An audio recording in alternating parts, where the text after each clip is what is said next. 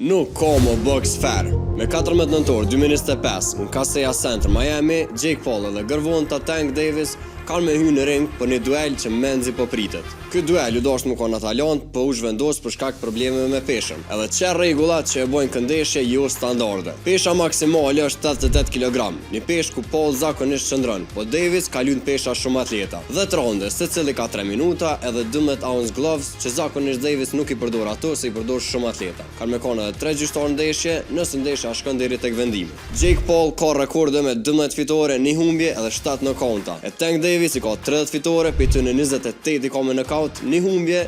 Ky është i vogël me peshë, po me dur të hekrit. Konferenca e parë për shtyp në New York ka këgja dramatike.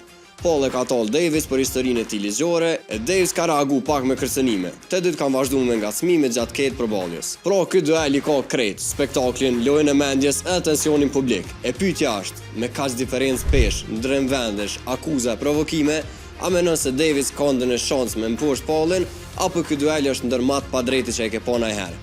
Edhe mos harro, follow Urban FM e subscribe në YouTube.